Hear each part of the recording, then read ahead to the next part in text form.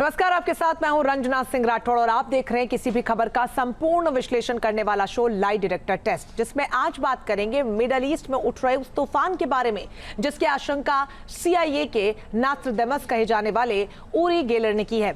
ऊरी Geller ने कहा कि मिडल ईस्ट में महाविनाश हो सकता है और उसकी चिंगारी ईरान से उठेगी। इस चिंगारी को अगर कोई खत्म कर सकता है तो वो अमेरिका है। सवाल यह है कि आखिर ऊरी गेलर ने ऐसा क्यों कहा होगा। एक एक डिटेल इस रिपोर्ट में। मिडिल ईस्ट में तबाही वाली भविष्यवाणी का सच।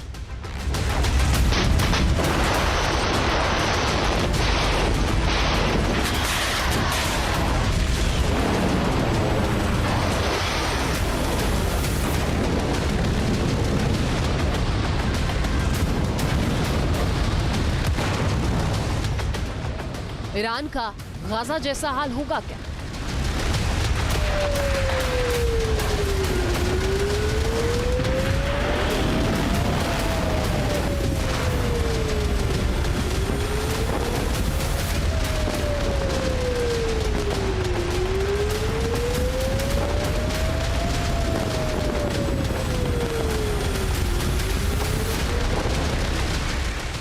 समंदर में उफान आएगा।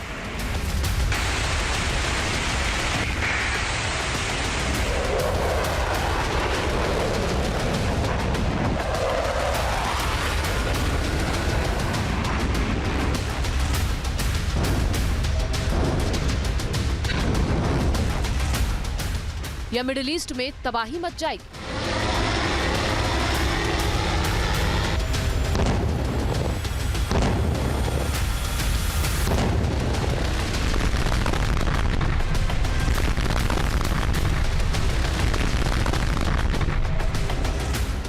मिडिल ईस्ट में इस वक्त बारूद सुलग रहा है और कभी भी धमाका हो सकता है। मिडिल ईस्ट में अगर जंगी ऐलान हुआ तो महायुद्ध होगा और इसकी जद में दुनिया के कई देश आएंगे। मिडिल ईस्ट को लेकर जो खबर आ रही है उससे पूरी दुनिया टेंशन में है, क्योंकि कहा जा रहा है कि मिडिल ईस्ट में महा तबाही हो सकती है। जिस तरह से गाजा में हर तरफ मलबा बिखरा है, ठीक वैसे ही ईरान के भी शहर खंडहर हो जाएंगे। जिस तरह से लेबनान में तबाही मची है, ठीक वैसे मिडिल ईस्ट में मौजूद ईरान के मित्र देशों का हाल होगा। और यह खतरा केवल इतना ही नहीं है, महाविनाश की आहट मिडिल ईस्ट में अमेरिका के मित्र देशों पर मंडरा रही है। और ऐसा दावा किसी और ने नहीं बल्कि CIA के नास्ट्राडामस ऊरी गेलर ने की है। CIA के ऊरी गेलर में मिडल ईस्ट में भड़की चिंगारी को लेकर बड़ा खुलासा किया है। उन्होंने कहा है कि वो उन्हें आशंका है कि मिडल ईस्ट में भयानक जंग हो सकती है जिसकी वजह से महातबाही हो सकती है। CIA के ऊरी गेलर ने यह भी कहा है कि मैं देख रहा हूं कि मिडल ईस्ट में अमेरिका के जो सैन्य बेस हैं वो आग की लपटों में झुलस रहे हैं और ऐसा किसी और ने नहीं बल्कि ईरान ने खुद किया है। ईरान ने न्यूक्लियर विस्फोट किया है और इसके बाद अमेरिका मिडल ईस्ट में ईरान और उसके मित्र देशों पर काल बनकर टूट पड़ा है।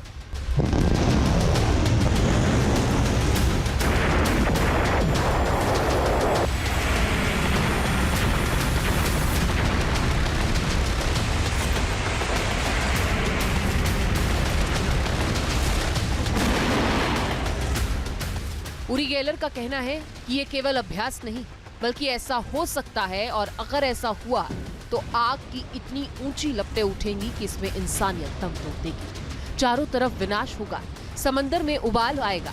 ऊरी गेलर का कहना है कि उन्हें पूर्वाभास है। मुझे आग की ऊंची ऊंची दीवारें दिखाई दे रही हैं। मुझे आग की लपटों में मिडिल ईस्ट में मौजूद अमेरिका के बेस नजर आ रहे हैं। इसके साथ ही मिडिल ईस्ट के शहर खंडहर में तब्दील नजर आ रहे हैं। ये महज कल्पना नहीं है, मुझे जीवन भर पूर्वाभास होते रहे हैं। मैं चीजों को घटित होने से पहले ही देख लेता हूँ, लेकिन पिछले कुछ दिनों से जो दृश्य मुझे सता रहा है वो अब तक का सबसे भयावह दृश्य है।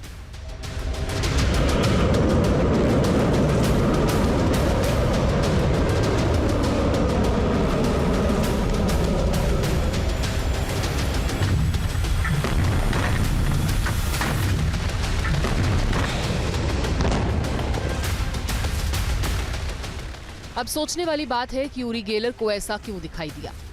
क्यों वो कह रहे हैं कि मिडिल ईस्ट के शहर शमशान में तब्दील हो जाएंगे। ऊरी गेलर को जो पूर्वाभास हो रहा है वो काफी डराने वाला है।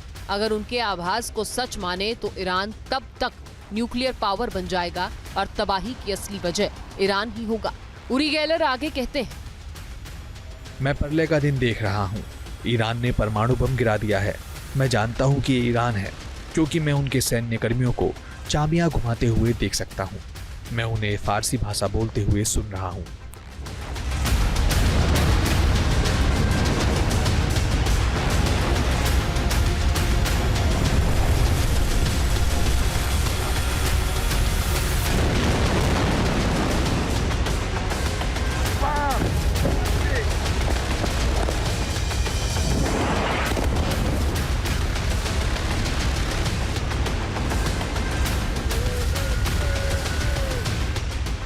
अब उरी गेलर की ये कल्पना है कि वाकई में उन्हें अभ्यास हुआ है, लेकिन अगर ये सच हुआ तो दुनिया में तबाही मच जाएगी। उरी गेलर का कहना है कि ईरान को अगर कोई रोक सकता है तो वो केवल अमेरिका ही है। उनका क्लियर कहना है कि अमेरिका के राष्ट्रपति ईरान के साथ जो न्यूक्लियर समझौता करना चाहते हैं, इस पर उन्हें विचार करना चाहिए और अमेरिका को ईरान के साथ कोई ऐसा समझौता नहीं करना चाहिए जिससे उसे अपने परमाणु हथियार विकसित करने का समय मिल जाए। उरी गेलर का क्लियर कट कहना है कि अगर तबाही होने से मिडिल ईस्ट को बचाना है तो एक ही उपाय है और वो है तेहरान को न्यूक्लियर बम बनाने से रोका जाना। ईरान को लेकर IAEA की जो रिपोर्ट आई थी वो भी डराने वाली है। रिपोर्ट में ऐसा कहा गया है कि ईरान न्यूक्लियर टेस्ट के बेहद करीब पहुंच गया है। IAEA चीफ की ओर से दावा किया गया है कि ईरान के पास हथियार ग्रेड यूरेनियम का उत्पादन करने की क्षमता बढ़ गई है। IAEA चीफ की ओर से कहा गया है कि ईरान ने पहले जो 60% यूरेनियम का उत्पादन किया था उसकी दर हर महीने 5-7 किलोग्राम थी, लेकिन अब इसमें बेतहाशा बढ़ोतरी हुई है। IAEA चीफ ने कहा है कि अब ईरान 7-8 गुना तेजी के साथ यूरेनियम का उत्पादन कर रहा है। मतलब हर महीने 35 से 56 किलोग्राम यूरेनियम का उत्पादन ईरान कर रहा है।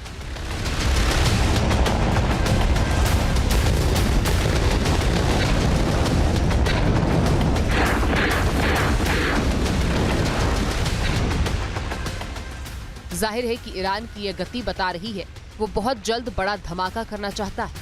अमेरिकी अखबार के मुताबिक ईरान 6 महीनों के अंदर एक क्रूड न्यूक्लियर डिवाइस बनाने में सक्षम है, जबकि 2 साल के अंदर मिसाइल से लॉन्च करने लायक परमाणु हथियार भी बना सकता है। रिपोर्ट में तो ये भी कहा गया है कि ईरान अब 2 ठिकानों पर 60% तक यूरेनियम संवर्धन कर रहा है और उसके पास लगभग 4 बमों के लिए पर्याप्त सामग्री है। ईरान यूरेनियम संवर्धन अपने न्यूक्लियर बेस पर कर रहा है।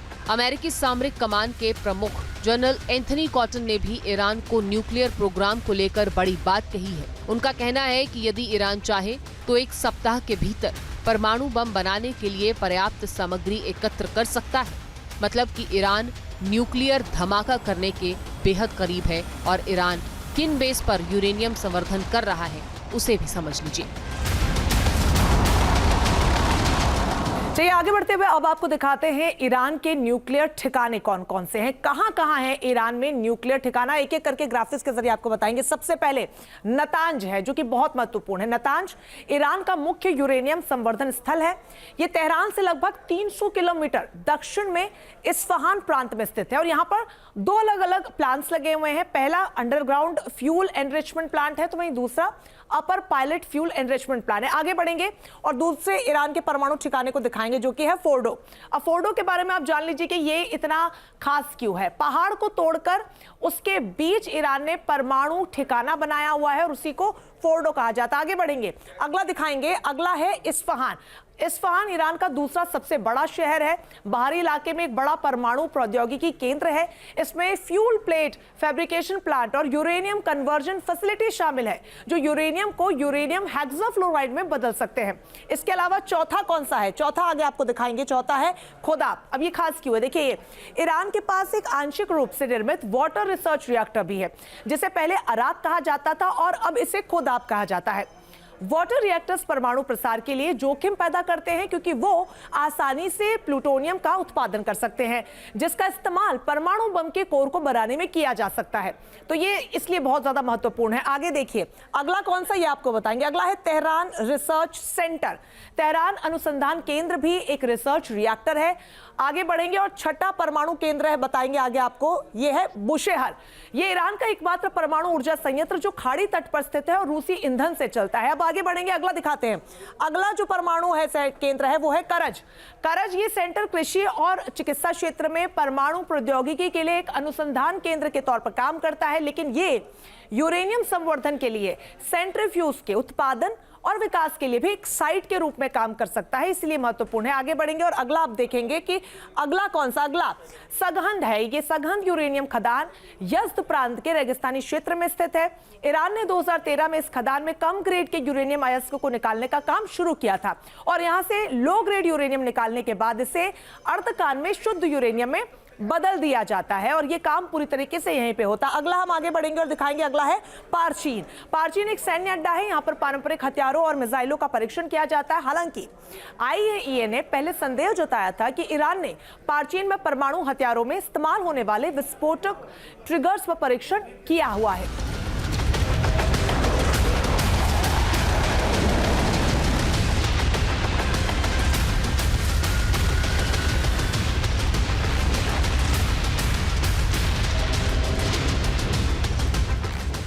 यही वो 9 न्यूक्लियर बेस है जहां पर ईरान यूरेनियम संवर्धन कर रहा है और कहा जा रहा है कि अगर ईरान को न्यूक्लियर परीक्षण करने से रोकना है तो न्यूक्लियर बेस को तबाह करना होगा और ऐसा करने की हिम्मत अमेरिका के ही पास है, क्योंकि रूस और चीन जैसे देश तो ईरान के सपोर्ट में है। लिहाजा अमेरिका ही वो देश है जो ईरान को न्यूक्लियर धमाका करने से रोक सकता है। ऐसे में उरी गेलर का कहना है कि अमेरिका को ही ईरान पर नकेल लगाने की पहल करनी चाहिए, क्योंकि खतरा अमेरिका पर भी मंडरा रहा है। अमेरिका के राष्ट्रपति डोनाल्ड ट्रंप ने जब ईरान को लेटर लिखा था और न्यूक्लियर प्रोग्राम पर समझौते को कहा था, तब ट्रंप ने ईरान को 2 विकल्प दिए थे, जिसमें पहला था बातचीत और दूसरा था ईरान पर हमला करना।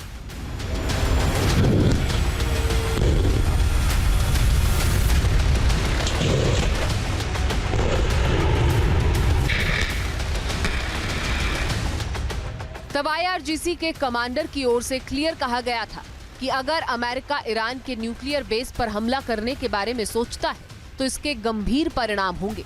IRGC के कमांडर ने कहा था कि ईरान भी अमेरिका के ठिकानों पर सीधा हमला करेगा और खासकर मिडिल ईस्ट में अमेरिका के जो बेस हैं उन पर ईरान हमला करेगा। मिडिल ईस्ट में अमेरिका के इजराइल में बेस है Syria, Turkey, Iraq, Kuwait, Bahrain, Qatar, UAE, Saudi Arabia और जॉर्डन। इसके अलावा ओमान में भी बेस है। तो सवाल ये है कि क्या ईरान अमेरिका के इन बेसिस पर हमला करेगा?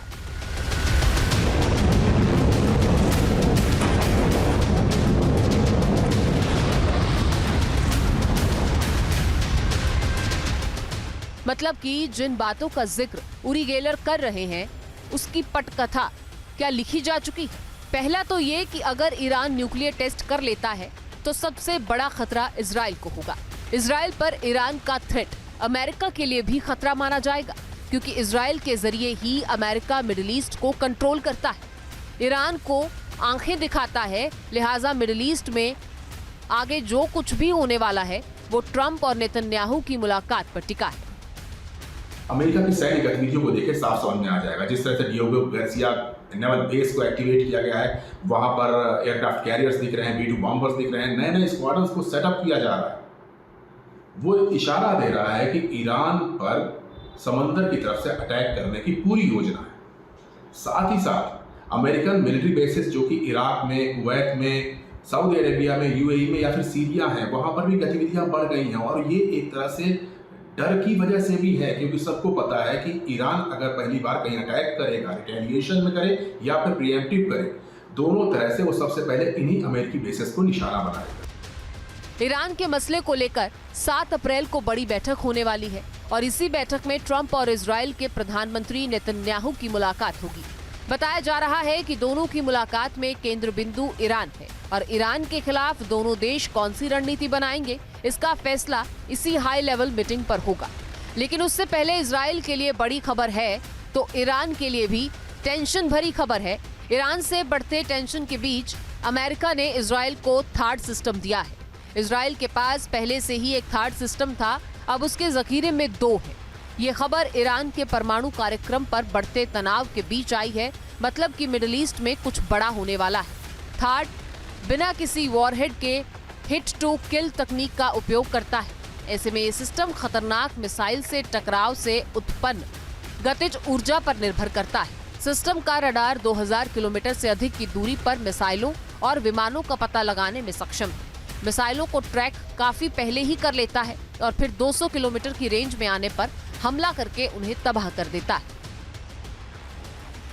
थर्ड डिफेंस सिस्टम में 4 पार्ट्स होते हैं।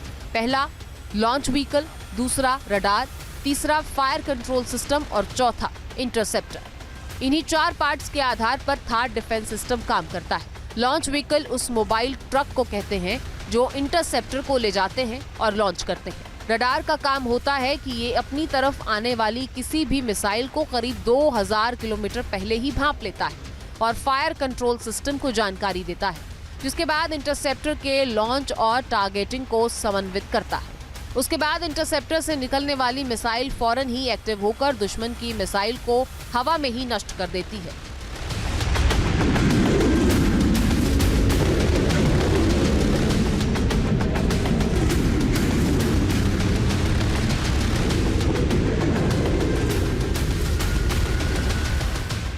थर्ड बैटरी में 6 माउंटेड लॉन्चर लगे होते हैं।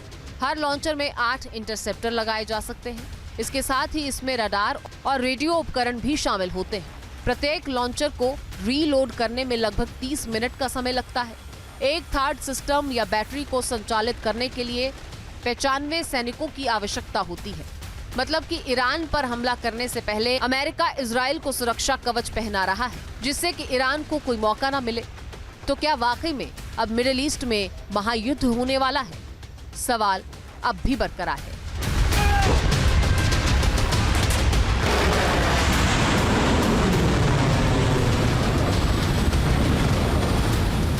Team news nation.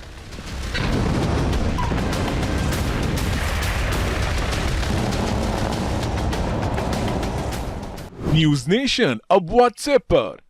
खबरों की ताजा अपडेट के लिए न्यूज़ नेशन के इस QR कोड को स्कैन करें